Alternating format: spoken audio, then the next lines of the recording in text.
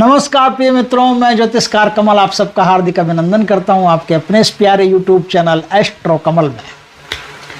आज मैं आपको एस्ट्रो कमल पर एक ऐसी साधना देने जा रहा हूं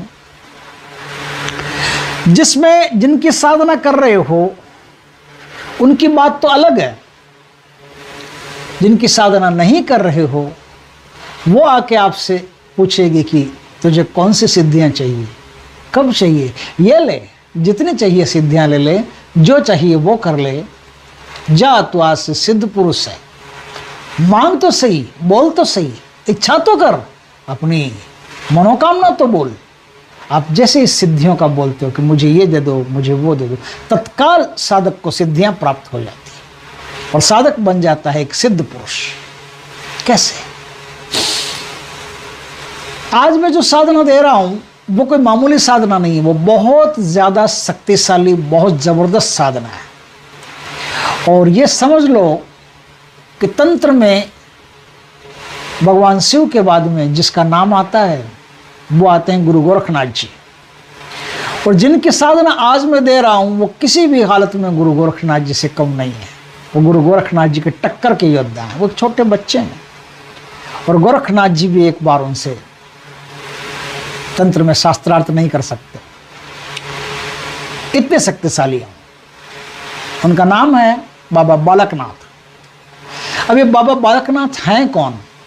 गुरु गोरखनाथ जी तो खुद भगवान शिव का अवतार माने जाते हैं, आपको पता ही है। लेकिन बाबा बालकनाथ भगवान शिव और माँ गौरी के, अन्नपूर्णा के पुत्र भगवान कार्तिकेय का अवतार माने जाते हैं। भगवान कार्तिकेय का अवतार है बाबा बालकनाथ। और बाबा बालकनाथ इतने शक्तिशाली और सिद्ध पुरुष हैं कि उनका मुकाबला तंत्र की दुनिया में कोई नहीं कर सकता। जो भी उनकी भक्ति करता है सीधा सीधा वो निर्वाण तक पहुंचता है। लेकिन अगर निर्वाण तक नहीं पहुंचना चाहे तो वो सिद्ध पुरुष बन सकता है। दो प्रकार के व्यक्तित्व इस धरती पर चैतन्यता में आए हैं। एक प्रकार का व्यक्तित्व होता है सिद्ध पुरुष का, एक प्रकार का व्यक्तित्व होता है बुद्ध पुरुष का। चाहे तो बुद्ध पुरुष बन सकता है, चाहे तो सिद्ध पुरुष बन सकता है। बुद्ध पुरुष वो जिन्होंने किसी भी सिद्धियों को टच नहीं किया, छुआ तक नहीं, और सिद्धियों के गांव में अपनी गाड़ी रोकी तक नहीं, सीधा आगे निकल गया। वो सीधा निर्वाण तक पहुंचता है, सीधा परमपिता परमात्मा तक पहुंचता है। लेकिन जो साधक सिद्धियों के गांव में अपनी गाड़ी रोक लेता है वो सिद्ध पुरुष बन जाता है। वो बुद्ध पुरुष नहीं बनता, वो निर्वाण तक नहीं पहुंचता, उसकी मोक्ष नहीं होती, वो मोक्ष में नहीं पहुंचता। लेकिन वो सिद्ध पुरुष बन करके लाखों करोड़ों लोगों का भला कर सकता है। दोनों ऑप्शन आपके सामने है। मैं आज एक कहानी भी इसके साथ में बता रहा हूं कि बाबा बालकनाथ हैं कौन और कहां से हैं। हिमाचल प्रदेश में हमीरपुर नाम का एक जिला है। उस हमीरपुर नाम के जिले में एक गांव पड़ता है जिसका नाम है चकमोह। चकमोह गांव में बाबा ने तपस्या की थी। वहां एक गुफा है, उस गुफा में बाबा ने तपस्या की थी खूब। उस गुफा को देवसिद्ध बोला जाता है, देवसिद्ध।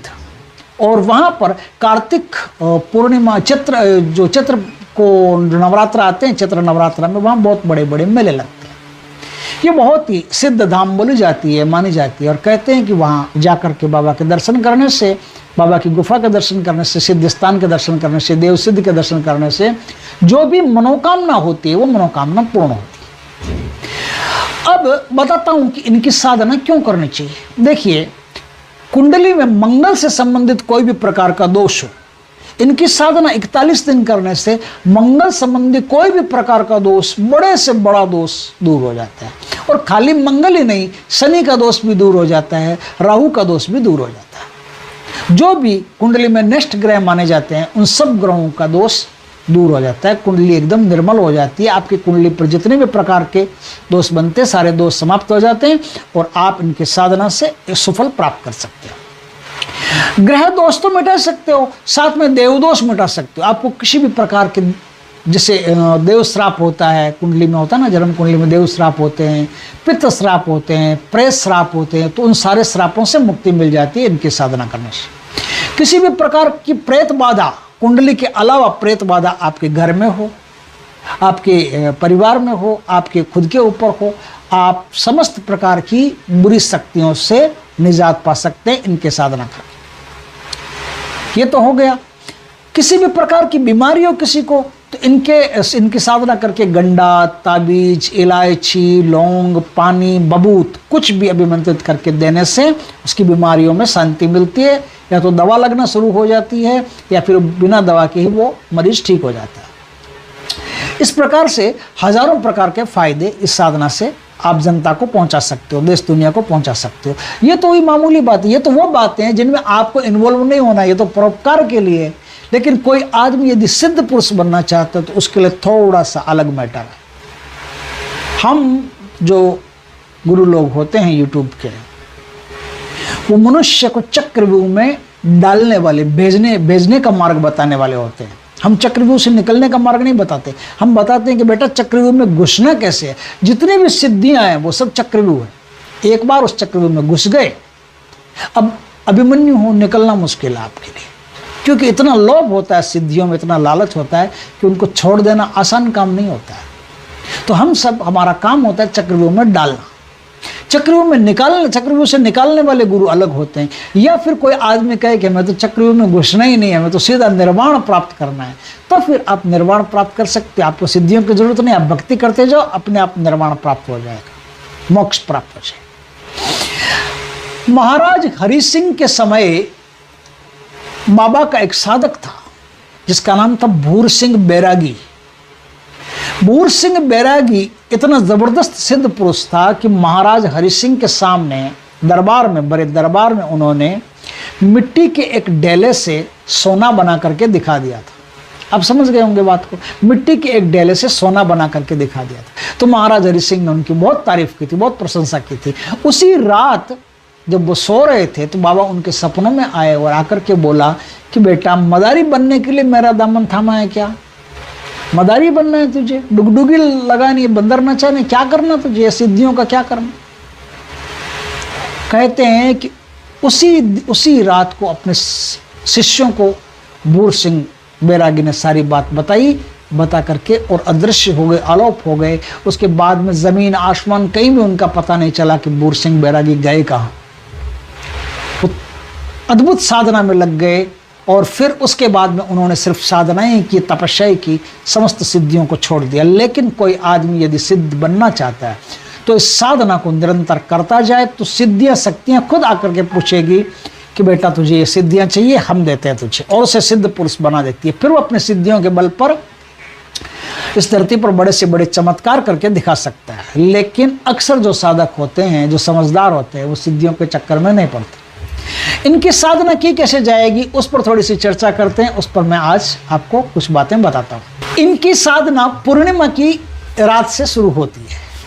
इधर चांद चमक रहा हो आकाश में, इधर इनकी साधना शुरू होती है। साधना कैसे होगी उस पर थोड़ी सी चर्चा कर लेते हैं। देखिए दोस्तों, इनकी साधना करने के लिए आपको एक चीज चाहिए, वो है बरगद का पेड़। बरगद के एक पेड़ के नीचे आप चाहो तो साधना कर सकते हो, चाहो तो अपने कमरे में कर सकते हो, लेकिन इनकी स्थापना बरगद के पेड़ के नीचे ही करनी पड़ेगी। बरगद के पेड़ के नीचे आपको जो अरण्य छाने होते हैं ना, अरण्य छाने का मतलब होता है, आयने छाने बोलते हैं उनको। जैसे वो गोबर होता है गाय का, जिसको कोई छुए नहीं और सीधा सूख जाए और वो सीधा उसका वो फ्यूल बन जाए, वो उसको ला करके, उनको ला करके और उनमें एक रोट बनाना पड़ता है। रोट मतलब जैसे गेहूं है, गेहूं का आटा है, उस आटे में घी मिला करके, बढ़िया लौंग और इलायची का थोड़ा थोड़ा पाउडर मिला करके और उन अरण्य छाणों को जला करके उस पर एक रोट बनाया जाता है। रोट पर फिर घी रख करके और गुड़ रख करके वो भोग बाबा को दिया जाता है। वो पहले दिन आप भोग दे दो, भोग दे करके फिर उसी रात से आपको साधना शुरू करनी है। बाबा की पूजा आपको वहीं करनी है, पूजा करके भोग दे करके, चाहो तो घर में कर सकते हो, चाहो तो वहीं कर सकते हो। अब इस पूजा को किया कैसे जाएगा? आपके पास एक लाल कलर का ऊन का आसन होना चाहिए या कुशा का आसन होना चाहिए। आपके कपड़े साफ सुथरे धुले हुए होने चाहिए, साफ सुथरे धुले हुए कपड़े होने चाहिए ना। आपके पास रुद्राक्ष की सिद्ध माला होनी चाहिए। इनसे आप साधना शुरू करोगे। उत्तर दिशा की तरफ मुख रख करके साधना करनी है। आपका मुंह उत्तर दिशा की तरफ रहना चाहिए साधना कर रहे हो तब। बस आप उनको गुरु मान करके, इनको इष्ट मान करके, गुरु मान करके आप साधना शुरू करें और उनको कहें कि भगवान, मैं आपकी साधना शुरू करना चाहता हूँ, बाबा बालकनाथ मुझ पर कृपा करें। आपको गणेश जी का एक मंत्र की माला कर सकते हो चाहो तो, बाद में सीधा गुरु मंत्र, ये जो आज मैं मंत्र बताऊँ ये गुरु मंत्र ही है। बाबा बालकनाथ का मंत्र गुरु मंत्र ही माना जाता है, जैसे गुरु गोरखनाथ जी का मंत्र गुरु मंत्र माना जाता है ना। भगवान कृष्ण के मंत्र गुरु मंत्र माने जाते हैं, भगवान शिव के मंत्र गुरु मंत्र माने जाते हैं। उसी प्रकार से बाबा बालकनाथ के जितने भी मंत्र हैं वो सब गुरु मंत्र ही माने जाते हैं। तो दीक्षा लेकर के गुरु से और फिर इस गुरु मंत्र का आपको जाप करना है। जाप कब से करना है? रात 11 बजे से लेकर के 3 बजे तक आपको नित्य जाप करना है। नहीं तो आप रात को 2 बजे से लेकर के 5 बजे तक कर सकते हो, ठीक है। ये ब्रह्म मुहूर्त भी आपका आ जाएगा, रात 2 बजे से 5 बजे तक कर सकते हो, 3 बजे से लेकर के 6 बजे तक भी कर सकते हो। अपनी सुविधा के अनुसार आप समय देख लेना। जाप का नियत संख्या रहेगी आपका, तो संख्या तो मैंने बताई थी, काउंट करनी नहीं है। रोज जाप करने के बाद में संकल्प भगवान को अर्पित कर दें कि बाबा बालकनाथ आज के किए हुए जाप कर्म आपको समर्पित, ऐसा बोल करके आप भगवान को समर्पित कर दें अपना जाप कर्म, ठीक है। और मैंने क्या बता दिया, सब कुछ बता ही दिया होगा ना। 41 दिन तक आपको मिनिमम साधना करनी है। 41 दिन साधना करोगे तो आपके अंदर बाबा की कृपा से एक ऐसी शक्ति बढ़ जाएगी जिससे आपको आप परोपकार कर सकते हैं ना, परोपकार कर सकते हो। परोपकार करने में आप किसी की बीमारियां दूर कर सकते हो, किसी को टेंशन दूर कर सकते हो, किसी के घर में कोई भी प्रकार का तांडव चल रहा है प्रेतात्माओं का वो दूर कर सकते हो। इस प्रकार से बहुत सारे काम हैं जो आप कर सकते हो। आप चाहो तो पूछ लेना, हर काम आप कर सकते हो इस साधना से, लेकिन सिद्धियां प्राप्त नहीं होगी। आपको खुद पता नहीं चलेगा कि आपके पास पावर कितना है। अब सिद्धियां अगर प्राप्त करनी हो तो इस साधना को, इस जो सिद्ध माला है, इस माला को गले में धारण करके और ध्यान में जाप को करना पड़ता है। आप जिस कमरे में रहते हो उस कमरे में कोई भी स्त्री नहीं आनी चाहिए, क्योंकि बाबा बालकनाथ की साधना में ब्रह्मचर्य पहले नंबर पर है। आप जानते हो कार्तिक भगवान है, कार्तिक भगवान भी ब्रह्मचारी माने जाते हैं। हालांकि साउथ में उनके 2 पत्नियां मानी जाती है, लेकिन उत्तर भारत में जब कार्तिक भगवान की साधना करते हो तो कार्तिक भगवान को ब्रह्मचारी के रूप में माना जाता है। बाबा बालकनाथ को भी ब्रह्मचारी के रूप में माना जाता है। इसलिए ब्रह्मचर्य इस साधना में प्रधान है। कोई भी स्त्री आपके कमरे में नहीं आनी चाहिए। अगर कोई स्त्री साधना कर रही, स्त्री साधना कर सकती है, स्त्री साधना कर रही है तो वो बाबा बालकनाथ की मूर्ति को छुए नहीं, किसी बच्चे से उनकी पूजा करवा ले और मंत्र जाप कर सकती है, वो छूट है उनको। और यदि कोई स्त्री अविवाहित है, बच्ची है, अभी अविवाहित बच्ची मानी जाती है ना, कुमारी मानी जाती है, चाहे वो 28 साल की हो, चाहे वो 30 साल की हो, चाहे 35 साल की हो, चाहे 50 साल की हो, कुमारी मानी जाती है। कुमारी छू सकती है, पिता के रूप में इनको छू सकती है, लेकिन जब रजस्वाला हो तब नहीं छू सकती। बस इस बात का ख्याल रखें और साधना कर सकती है। कोई भी स्त्री या कोई भी पुरुष इस साधना के द्वारा सिद्धत्व प्राप्त कर सकता है। तो इस प्रकार से आपको साधना करनी होती है। अब इनका जो मंत्र है उस मंत्र की एक तो माला करनी है। एक तो माला चाहे आप ध्यान में करो चाहे कैसे भी करो, एक तो माला करनी है, एक माला पूर्ण मंत्र की करनी है। उसके बाद में जो मूल मंत्र है उस मूल मंत्र का ध्यान में जाप करना है। और यदि आप माला से खाली जनता के कल्याण के लिए कर रहे हो तो पूर्ण मंत्र का ही आपको 3 घंटे जाप करना है। जो 3 घंटे बनते हैं ना, 12 से 2 11 से 2 बताया मैंने ना, तो 3 घंटे बनते, 3 घंटे आपको पूर्ण मंत्र का जाप करना है। लेकिन आपको सिद्धियां प्राप्त करनी है तो सिद्धियां प्राप्त करने के लिए आपको सिर्फ ध्यान में जाप करना, और ध्यान में जाप करने के लिए आपको चाहिए कि उनका जो आखिर में मंत्र मैं बताऊं उस मंत्र का ही आपको जाप करना। एक माला पूर्ण, उसके बाद में जो मंत्र उनका है, छोटा मंत्र है, उस छोटे मंत्र का ही आपको ध्यान, क्योंकि ध्यान में छोटा मंत्र काम का होता है, ध्यान में बड़े मंत्र कभी भी काम नहीं आते। बड़े मंत्र माला मंत्र होते हैं, माला से ही जपे जाते हैं।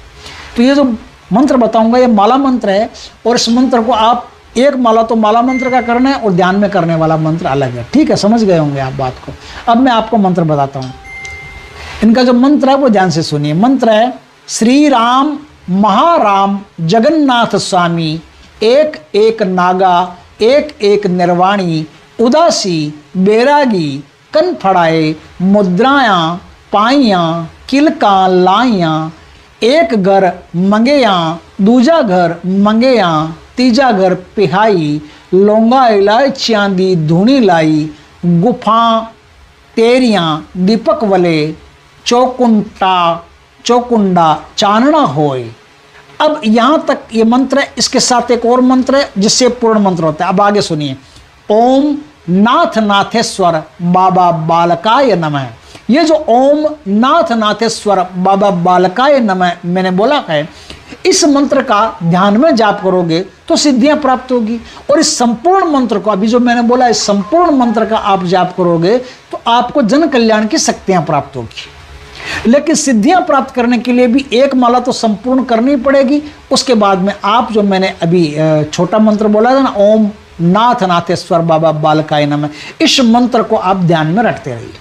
3 घंटा रोज ध्यान में रटते रहिए।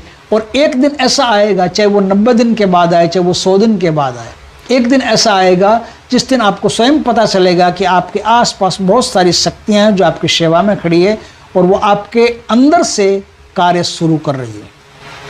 खाली बहिर्मुख नहीं, अंतर्मुख आपका व्यक्तित्व विकास कर रहा है और आपकी सिद्धियां आपके भीतर बनती चली जा रही है। मूलाधार से सहस्त्रार तक आपके भीतर प्रकाश पैदा हो रहा है, आपकी कुंडलिनी शक्ति पैदा हो रही है, आपकी ऊर्जा कई गुना बढ़ रही है।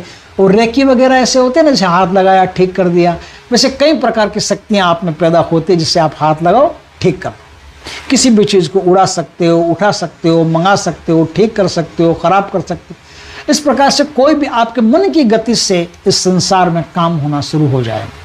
लेकिन जितना आदमी सिद्ध होता है उतना आदमी साइलेंट होता है। इस बात का हमेशा ख्याल रखें। जो आदमी जितना बड़ा सिद्ध पुरुष होता जाएगा उतना ही वो गंभीर होता जाएगा, चुप होता जाएगा, बिना मतलब के दुनिया में अपने टांग नहीं फंसाता, क्योंकि उसे पता है कि जितने टांग फंसाऊंगा उतना अभिमन्यु चक्रव्यूह में फंसता चला जाएगा। फिर बिना अर्जुन के, बिना कृष्ण के निकलना मुश्किल है। तो इस प्रकार से मैंने सारी साधना बता दी। इस साधना में जो भोग है वो एक दिन तो हर पूर्णिमा को तो भोग आपको देना है रोट का। रोट बता ही दिया किस प्रकार से बनेगा।